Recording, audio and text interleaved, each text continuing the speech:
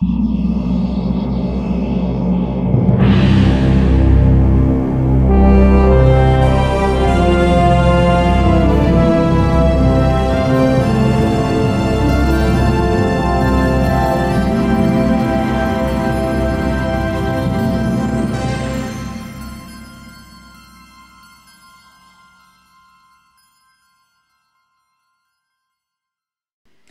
les Movers, je suis ce soir au Centre culturel de Bigouille et je m'apprête à recevoir une des plus célèbres rousses aux yeux bleus, Valérie Mérès.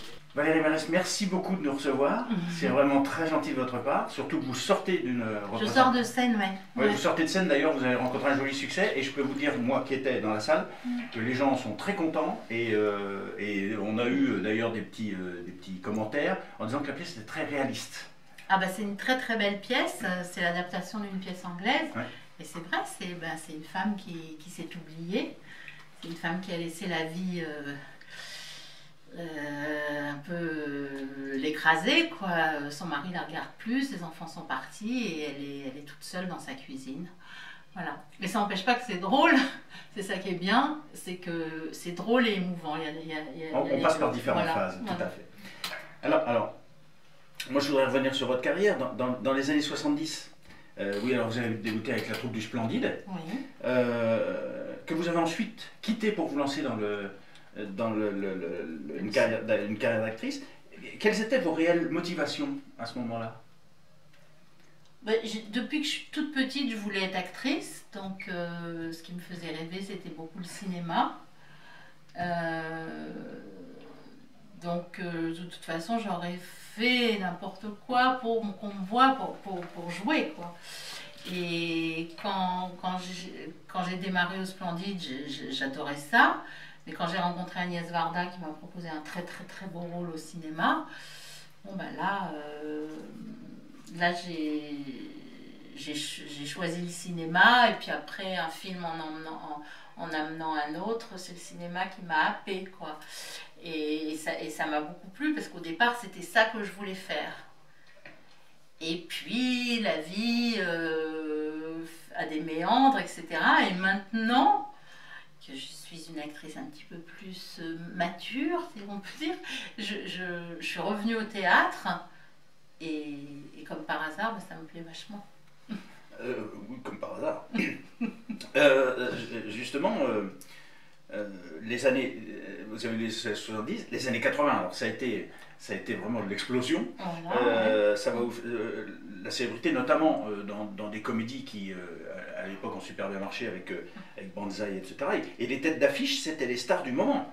C'était Pierre Richard, c'était Coluche, c'était Villeray. Vous avez même chanté? Vous avez même chanté? j'ai fait un peu tout en fait. En gros, j'ai fait énormément parce que bon, j'ai démarré en faisant du café-théâtre, après ça j'ai fait du cinéma, après ça j'ai fait comme je vous dis, j'ai fait deux disques d'ailleurs, j'ai fait 2 disques, j'ai fait de la radio, j'ai fait de la télévision, Ça c'était bien, ça c'était après. C'était après, mais enfin, oui. Moi j'ai un peu touché à tout, mais la radio c'était aussi pendant les années 80, enfin voilà, j'en ai fait avec des proches de la radio, enfin voilà, j'ai touché à tout parce que je trouve que c'est bien, quoi. Je crois que c'est des proches qui avaient eu une phrase amusante pour définir votre engagement. Oui, voilà, vous la connaissez, c'est bien. Dites-la. Alors, vous allez la dire mieux que moi parce que je vais la déformer sinon. Je ne l'ai pas engagée. Je n'ai pas engagé Valérie Mérès parce qu'elle avait des bonichons ou non parce qu'elle avait un beau cul. Non, c'est parce qu'elle a des bonichons. Voilà. Ça, c'était l'idée proche tout craché. Et quand vous avez tourné avec ces stars justement des comédies de l'époque, avec lequel est-ce que vous êtes le plus régalé? C'est compliqué parce que chacun avait son... On sait tous que avait ses qualités. Maintenant, c'est vrai que c'est facile à dire parce qu'il est mort, mais Coluche je l'aimais vraiment énormément. Donc on s'est régalé, quoi. Je crois savoir que lui aussi vous aimait beaucoup d'ailleurs. Oui, mais beaucoup, oui. Non, mais c'était... on s'aimait bien, ouais. Les années 90, alors là c'est changement de direction. Vous tournez plus vers la télé et le théâtre. Est-ce que c'était un besoin de changer d'air? Je crois que c'est... Non, je crois d'abord on m'a fait moins d'offres au cinéma, puis j'avais mes enfants, je voulais aussi élever mes enfants. Quand on fait de la télévision, on est plus... on part moins, voilà, je travaillais pendant la journée en gros, quoi. Donc j'étais avec mes enfants. Donc mais pourquoi moins de propositions? Parce que quand même... non, mais je parle moins de propositions au cinéma. Parce que je faisais d'autres choses, parce que, vous savez, ça c'est un mystère, hein. Il y a des moments où ça ralentit un peu, puis ça remonte, et puis voilà.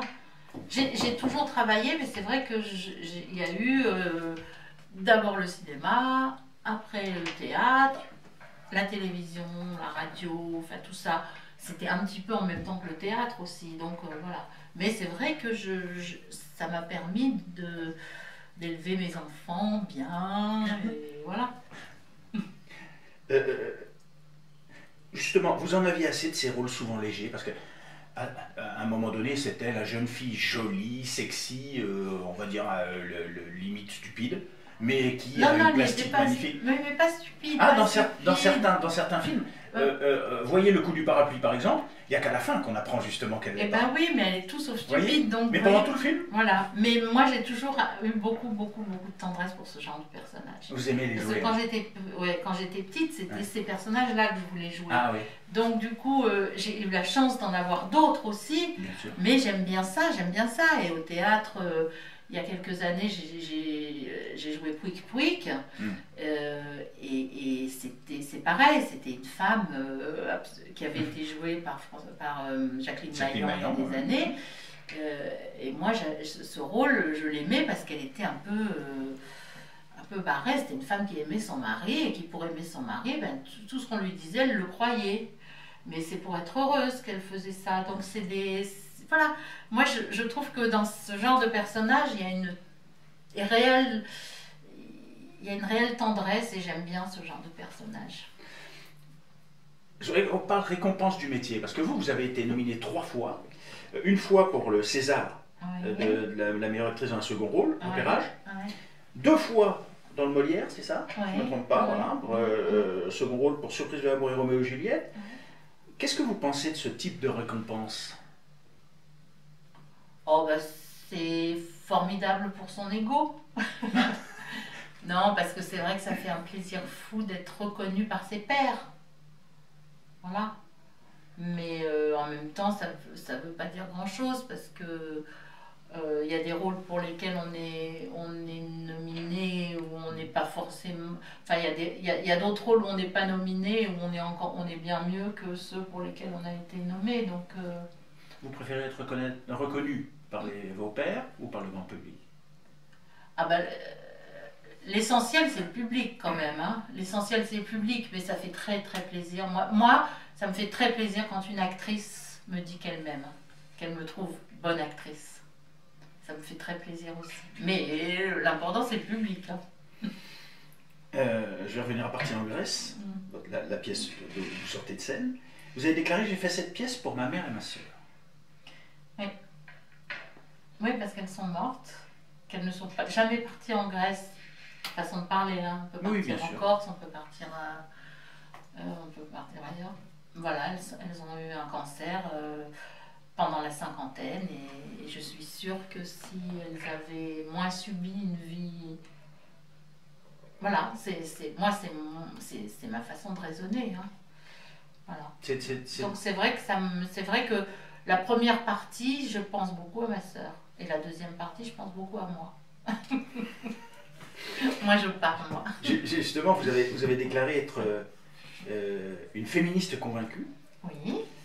Je crois même savoir que ça vient de l'époque d'Agnès Varda, d'ailleurs, qui vous a un peu ouvert les yeux. Agnès Varda m'a ouvert les yeux, mais moi, de toute façon, je pars du principe que le féminisme, ce n'est pas un gros mot, et que n'importe quelle femme, en principe, doit être féministe. Être féministe, c'est juste avoir du respect pour les femmes.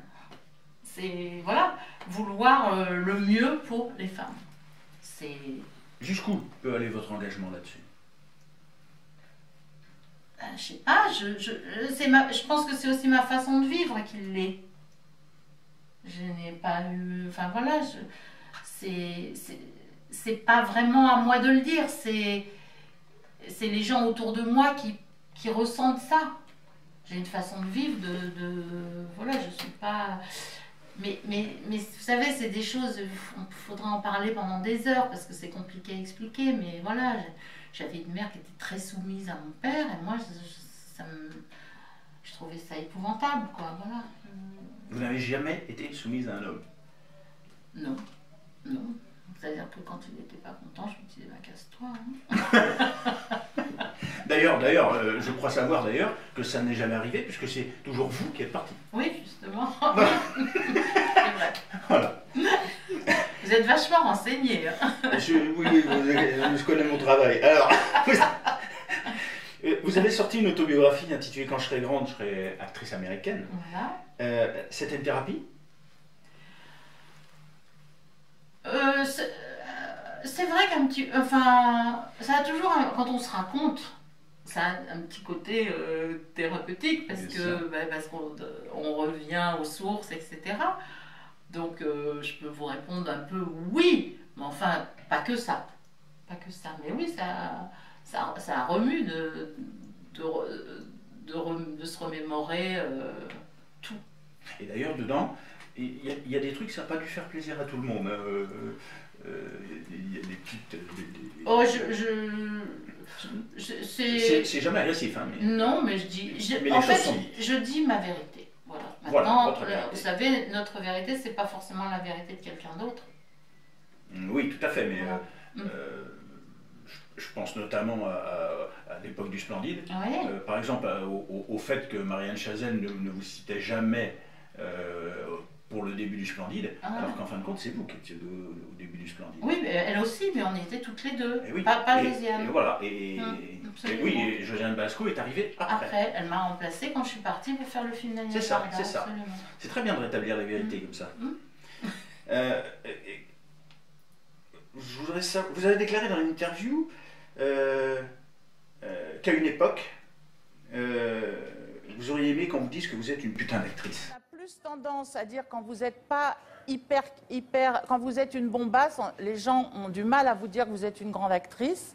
Alors que quand vous n'êtes plus une bombasse, ils vous disent t'es une putain d'actrice. C'est exactement. Alors voilà, j'aurais aimé qu'on me dise un peu plus tôt t'es une putain d'actrice, mais bon, maintenant, au moins on me le dit maintenant, c'est génial. Alors moi je vous ai vu jouer ce soir. Moi je vous le dis les yeux dans les yeux, vous êtes une putain d'actrice. Merci, c'est gentil. Je voudrais savoir, qu'est-ce que vous pensez de l'évolution du cinéma des années 70 à nos jours? Oh là là. Parce que ça a bougé. Hein. Oui, mais c'est un débat. Hein. Tant que ça. Non, mais ça évolue comme la société évolue, comme... pour moi, le cinéma, c'est le microcosme de la société, donc forcément que ça évolue.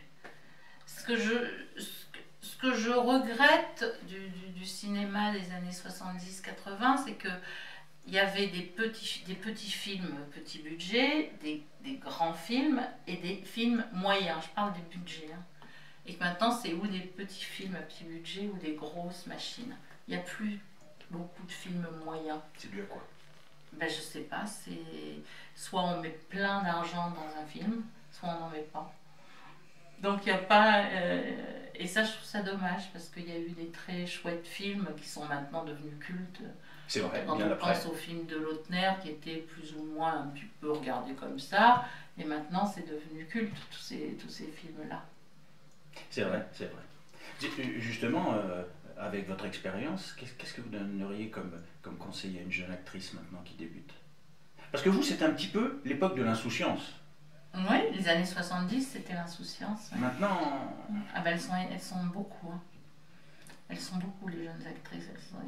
Qu'est-ce que vous pourriez leur donner comme conseil? Surtout pour qu'elles ne se plantent pas. D'avoir envie et de travailler. Voilà. Il faut avoir envie très fort et il faut pas être paresseuse, quoi. Y croire. Voilà, y croire et bosser. Ma dernière question, c'est une question des internautes. Je reçois toujours des questions bien avant en donnant le nom de l'invité et j'en prends une au hasard. Celle de ce soir, c'est Annick Le Sueur, qui habite à Pont-Sainte-Maxence, qui vous demande, avec l'expérience, considérez-vous avoir plus d'atouts séduction au jour d'aujourd'hui? Ah non.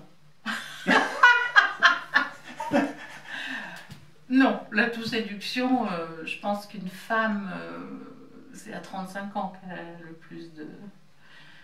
L'atout séduction, c'est à 35 ans. Le pic. Le pic. 35-40 quoi. Voilà. D'accord. Merci beaucoup de nous avoir reçus, c'est vraiment très gentil. Et puis on vous souhaite un bon séjour en Corse. Et puis, J'adore la Corse. J'adore la Corse. Et on adore vous recevoir. Merci beaucoup.